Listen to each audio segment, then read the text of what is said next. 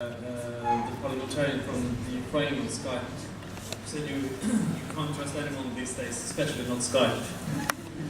I think I kind of stand out in this panel because I am not from the Ukraine like the ambassador, and I'm not an expert on the Ukraine like Mr. Flicke, and I certainly don't sell anything or buy anything from the Ukraine. Actually, to be honest, I've never been to the Ukraine at all. I've been quite a lot in Eastern Europe, but never to the Ukraine.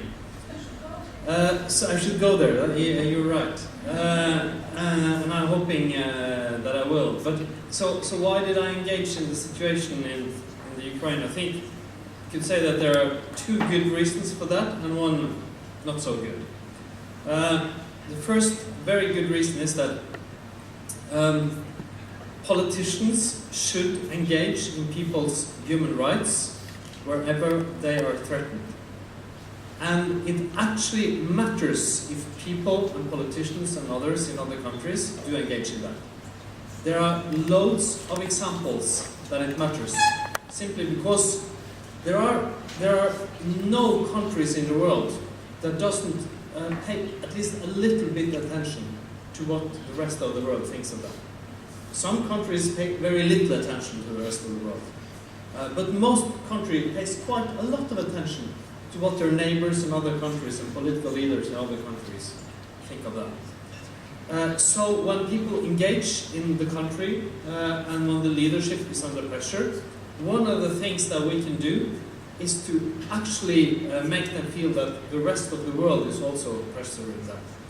That's the leadership, but also my experience is that, because I've been working with foreign policy for many years, is that when there's an opposition in the country under pressure, it's extremely important for them to see that they have friends and allies in other countries that are there. It makes them feel more confident that they will prevail in the end, and it gives strength in what they are doing. And human rights are to me what this is about. I know that it also has many other aspects, but I will stress that I might have views on what kind of a foreign policy the Ukraine should have and what kind of a president the Ukraine should have. But the main reason for my engagement and the reason and what I think Norwegian government and Storting should engage in is the basic human rights of the Ukrainians. The right to demonstrate, not be beaten up by police, not to be taken away, journalists to report, and basic rule of law to actually to exist. So that's the first and main reason, of course. Secondly, the Ukraine is not any country. It's a medium-sized European power. It's a country with a rich political and cultural history in the middle of Europe, quite close to Norway. And also with a more liberal recent history than many other Eastern Europe or former Soviet countries.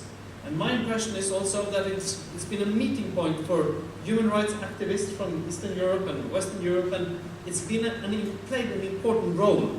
And I think that it will be negative beyond the Ukrainian borders if we keep that role.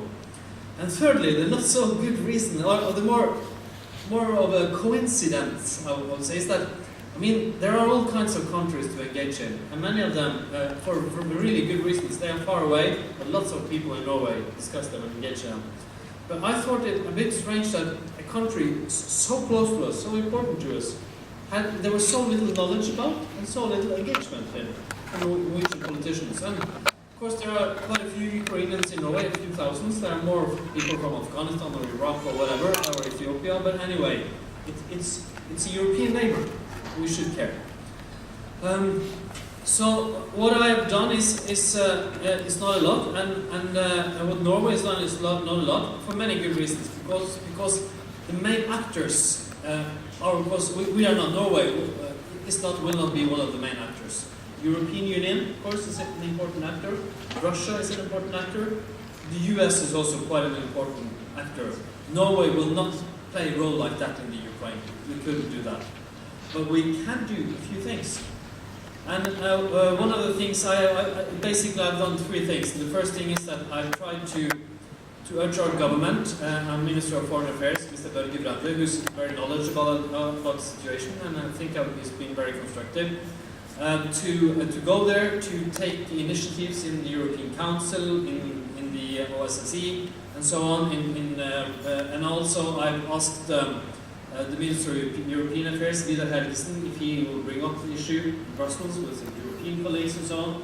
I've urged the government to bring the issue up to show their support, and I think they played a good enough role.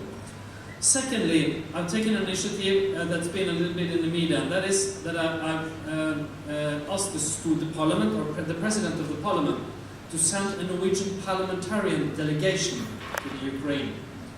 It's quite common that parliaments send delegations to each other. And one of the things that I think Norway could play a part in is actually to send people on quite a high level to the Ukraine, to be there, to meet with the parliamentarians, to ask questions, to be among the people who are there, showing that we see what you're doing, we follow what's happening in this country. And that's an important role in such a crisis. And and normally it would be, the ideal situation would be if some international institutions did that. But it's been difficult to agree on that. So I think that Norway should send such a delegation, or that Norway, together with other countries, for instance the Nordic countries, should do that. And thirdly, what I've done is I've taken an initiative in the Committee of Foreign Affairs in Norwegian Storting. I'm a member of the Committee of Foreign Affairs, to meet with the Ukrainian ambassador, but also with opposition forces and human rights organizations. And tomorrow, actually, the ambassador will be meeting with the committee, and we look forward, all of us, I think, to hear what he has to say. And there will also be a later meeting with opposition forces and human rights organizations to get different views on the situation there. And this is also, of course, to spread knowledge, to bring the issue up, to show that, to ensure that there is a political debate about what's happening in Ukraine also in Norway. So let me end by that, but also by saying that to those of you who are Ukrainian, I wish you the best. Of course, it's a dramatic situation for you. You probably have friends and family and people in the Ukraine that you care about.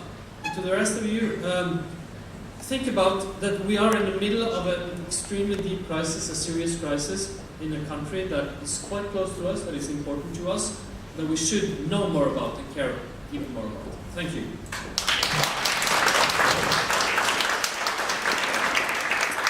Thank you very much for emotional or engaged talk and